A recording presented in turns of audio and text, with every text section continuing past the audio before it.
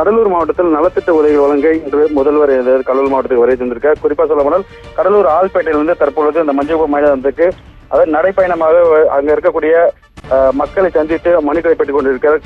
குறிப்பா சொல்ல போனால் தற்பொழுது இன்னும் சற்று நேரத்தில் 20க்கும் மேற்பட்ட துறைகள் மூலமா மாற்றுத்திறனாளிக்கு அதாவது நிவாரணங்கள் வழங்கப்படுகிறது. அதே போன்று பார்த்தோம்னால் சுமார் 35,000 பேருக்கு நலத்திட்ட உதவிகளும் வழங்கப்பட்டிருக்கிறது.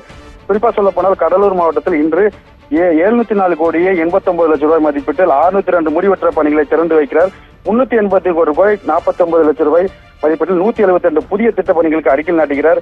386 கோடியே 92 லட்சம் ரூபாய் மதிப்பிலான அரசு நலத்திட்ட உதவிகளை 44,680 பயனாளிக்கு வழங்கியுள்ளார்.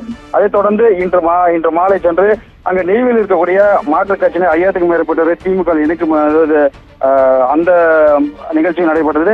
அதைத் தொடர்ந்து நாளை காலை பெற்றோர் ஆசிரியர்கள் சார்பில் நடைபெறவுள்ள பெற்றோரை கொண்டாடும் மண்டல மாநாட்டில் பங்கேற்கிறார். அதே போன்று பார்த்தோம்னா இன்று கடலூர் மாவட்டத்தில் ஏறத்தாழ ஒரு 50,000க்கும் மேற்பட்டோர் தற்பொழுது இந்த விழாவில் பங்கேற்கிறார்கள்.